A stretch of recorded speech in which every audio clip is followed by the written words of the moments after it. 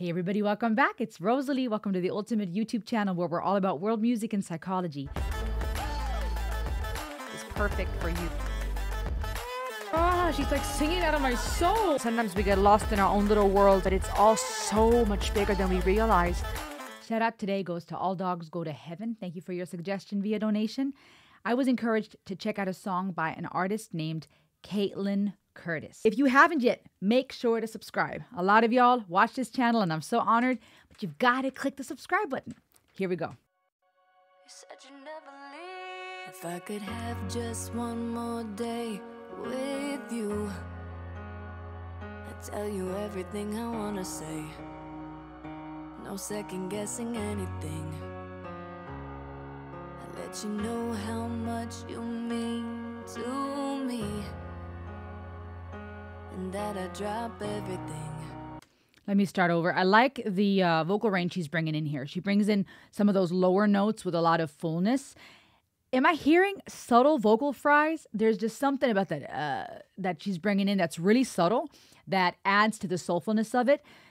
Tapping into the lower range, but I think it's to set up the stage for the belting. That's just my guess. I don't know her vocal range. I don't know what where she's at. Is she soprano, mezzo-soprano? But I have a feeling that she's building these lower notes with a lot of soulfulness, a very subtle vocal fry, a little bit of breathiness to tap into the high notes. That's where I think this is going from a musical standpoint. The piano's coming in, the synthesizers, those prolonged strings.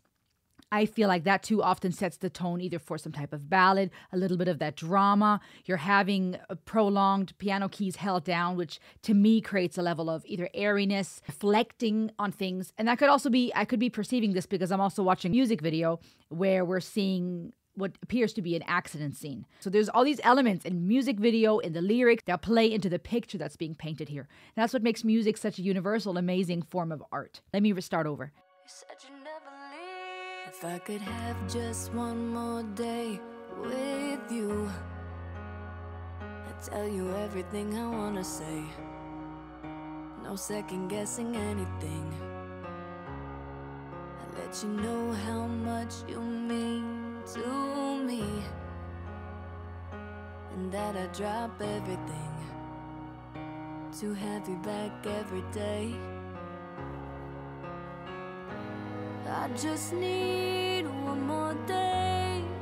My heart can't take the pain. Losing you feels like I lost me. So many nights I'd stay up and cry, wishing you were by my side. You said you'd never leave, you lied. If I could have just one more night with you, I'd hold you closer than I ever have. Never let you go again, no. I try and slow down time, so I didn't have to say goodbye. I never thought you'd be a memory. I just need one more night. My heart's broken inside. Losing you feels like I lost me. So many nights I'd stay up and cry, wishing you were by my side. You said you'd never leave, you lied. You said you'd never leave, you lied.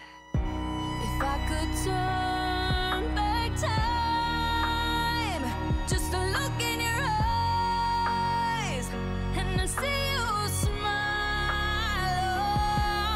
oh, you never know what you have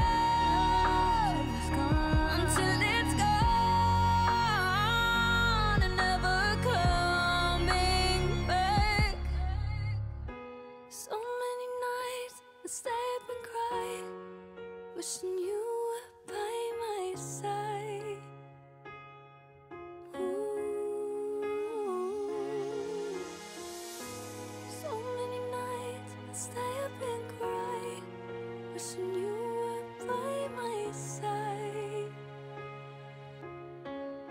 said you'd never leave, you lied.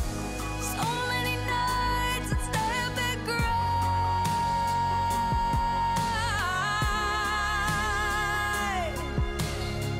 You said you'd never leave. So many nights I'd stay up and cry, wishing you were by my side. You said you'd never leave, you lied. You said you'd never leave, you lied.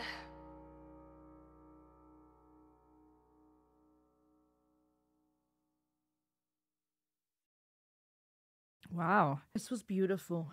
I have a lot of thoughts, and I'm going to try to work in stages, go through the categories to keep it concise. The elements that were part of this musical composition, as I mentioned, the keyboard or the piano, the prolonged notes being held, to me, on a musical standpoint, I feel like that adds to the drama of the ballad. Holding those notes creates a level of atmosphere. I don't know if you ever listen to those type of meditative or ballad-like compositions, even maybe instrumental compositions without lyrics, without singing. When you have this fermata, right, this note or pause being held longer than its usual duration, I feel like it creates a level of anticipation. It creates a level of drama, similarly to, since we're speaking of psychology, when we hold our breath. Right? When you sing a note for a long period of time, there's a level of excitement at times, a level of anticipation. We are at the edge of our seat waiting for how long a person can hold their breath. Children trying to show their parents how long they can stay underwater without having to come up for air. Holding something for a longer period of time than what is usual allows for us to either reflect, remember, linger on that feeling, or it creates a level of anticipation, excitement, perhaps even angst, right? We're waiting, we're holding. And so to hold the notes, to have these elements of the keys of this string-like feeling where something is prolonged, that fermata, I feel like creates a level of anxiety, a level of drama. It adds to the ballad. Then what she did with her voice, as I mentioned at the beginning, that airiness, I thought I heard a little bit of a subtle vocal fry. The runs she brought in were very delicately placed. They were soulful, but they were not over the top, nor were they distracting from that hook. La da da da la la. These note progressions that were memorable, that were easy to sing along to.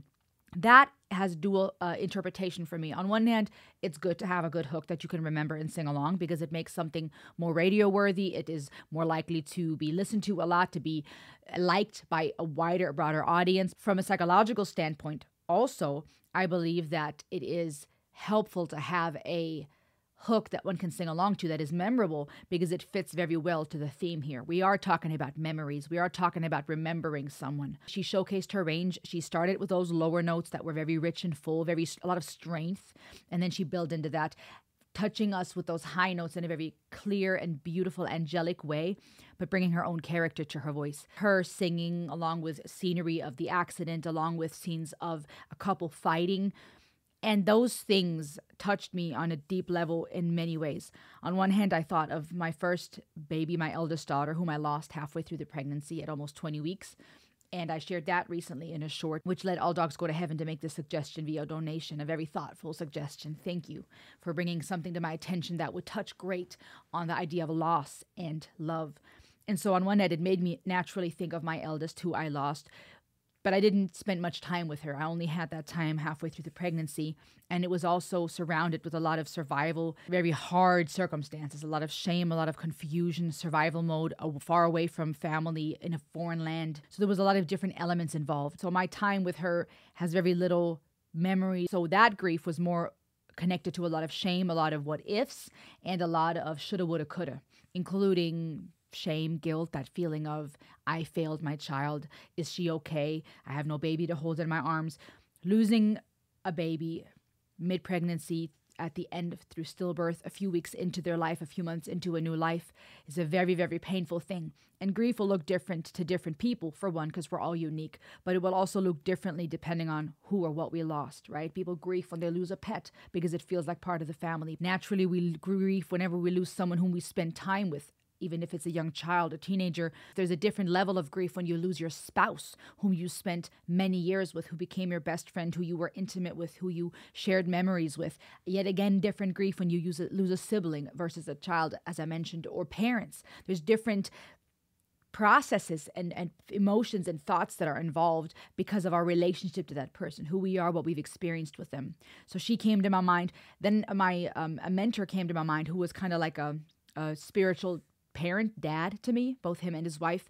And they both have passed now. And he would write me during my time in college. I met this couple and they kind of took me under their wing and mentored me. And they, so to speak, adopted me, not in the literal sense, but in the sense that they really cared for me. They wanted to mentor me and see me doing well, supported me at times financially, prayed for me, nurtured me, spoke into my life, spent time with me. He specifically, who was a dad to me, would write a letter to me every Monday along with his biological children where he would just encourage me, share guidance, share thoughts, check in on me. And he passed a few years ago, and then shortly after his wife, a couple of years after that. And they both were very dear to me. And at the time, I opened my heart to them to a degree, and we created wonderful memories. There was a lot of love, but there was still a level of hesitation on my end because, for one, they weren't my biological parents. Two, there was this sense of I don't want to, come across as the favorite among my other college students and other campus friends, having a hard time fully opening my heart. And then my own trauma and my own hurt led me to be hesitant to fully give in to love. Different reasons, different factors. But I look back now and I wish that I would have given in to that. Not even given, that's not a right word. I wish I would have opened my heart up even more. I did to a degree. There was a lot of love and memories shared, but even more so, really understanding the gift that I had been given by people that were not my biological parents, that loved on me like that. And so they came to my mind in this video. My own husband came into my mind, and this sombering reminder with my husband, with other people in my life, to not waste it away with worry. Now, just because we become more aware of death or we become more appreciative and we realize, you know what, I don't want to know what I have once it's gone. I want to know what I have now. I want to cherish it now. Just because we become more aware of that doesn't mean that we will never fight with people again. We will never have a bad day. That's unrealistic, right? Knowing that we'll die, that it's important to be thankful, realizing how blessed we actually are, how good we have it, if we even just have a plate of food today and a roof over our head. How we belong to a minority in the world who are so well off, so much to be thankful for. Even realizing that, which is very good and therapeutic, that does now suddenly mean that we'll never have a bad day again, where we're frustrated, or we'll never fight with our spouse again because we remember that other people don't have their spouses and loved ones anymore, so I better just appreciate what I have, right? We're humans. We forget quickly. We get distracted quickly, and we're complex. That's okay too, right? It's okay to have a bad day. Just because life is so beautiful and short, does that now mean you're not allowed to ever feel bad again? Because, well, if once you're dead, you can't even feel bad anymore. So be thankful for the bad, right? But I think it is nonetheless therapeutic and sombering and helpful to remember what you have and not to waste it away with fighting. And so seeing them fighting in the car, being able to relate to those human emotions, fighting, being in the car somewhere, engaging with a loved one, a sombering reminder that once they're gone, we would give anything to have that person back. Once they're gone, we fully understand how much they loved us or the beauty of our relationship. And that doesn't go for everyone. There are toxic, unhealthy relationships out there where the end of something, not them dying per se, but a separation or removing yourself is necessary, right? Remembering what we have before it's gone is not now a call to action to say, let's tolerate everything. Let's stick around with everybody because, well, once they're dead, I'm going to miss it. No, there are things we need to remove out of our lives. There are things that are not good for us.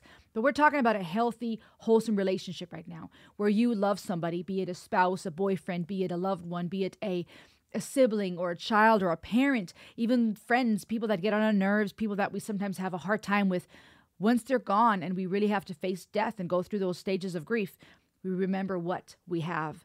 And these lyrics, this song beautifully focused on that. To me, it also showcased the phase of grief that is anger.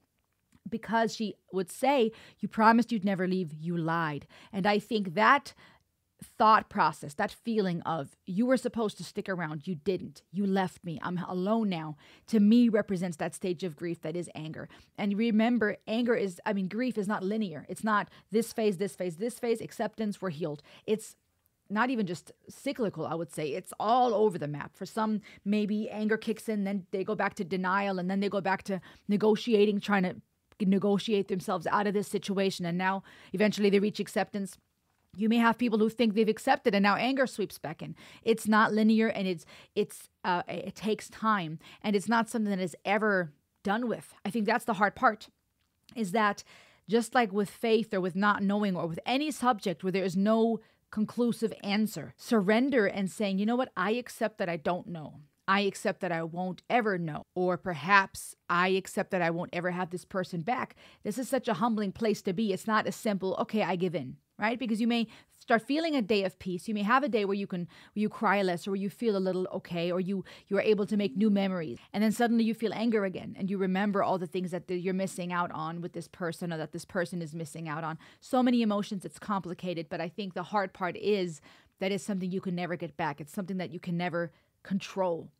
And that is complex to me. But it's a beautiful, powerful song that opens up an honest conversation. You were supposed to stick around. You left. You lied.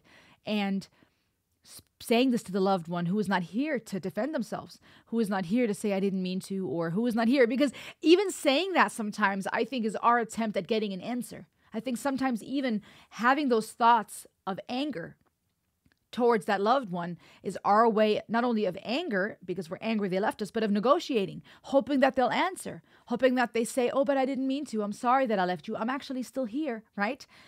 And that's painful, because that answer won't ever come. They won't respond. And it's a lonely place for those who've been left behind. It's a painful place, and it's a healing process. But I think music is such a gift, because it allows us to put in words that pain we're feeling. It allows us to process those phases. It allows us to connect with other people who have gone through it, because even that can be therapeutic, remembering that we're not alone, and finding some type of hope in sharing your story, in sharing your grief, or in connecting with others who've experienced the same, making new memories, or maybe even honoring the loved one by talking about it, by talking about them. Don't be afraid to talk about your loved ones. And let me ask you this, because when I lost my eldest, as I mentioned, even though my time with her was short-lived, it meant so much to me when people mentioned her name, when people asked about her. It meant so much to me. So let me ask you, who have you lost? Who has gone ahead before you? Who are you remembering? Honor them in the comment section. Tell me about your loved one. Tell me who they were to you. Tell me what you loved about them the most. Tell me what type of comment would make them happy. If you commented something now and they could read it, what do you think would bring them joy? What would put a smile on their face? What would you like to share here in the comments, as much as you're comfortable with, that could honor their memory? Because they continue to live on through your memories. Keep their name alive. Talk about them. Tell me about them. And by doing so, you can honor their beautiful legacy. And in an indirect way, they can be part of this conversation because of the memories you're sharing, because of the love that you keep holding on to. I wish you comfort today if you've lost a loved one. I wish you strength and the courage to work through these phases of grief, serenity to accept the things that you cannot change, and peace in figuring out what you have to do and what you have to let go. I hope you know you're not alone. I hope you know you're loved. And that's not a lie.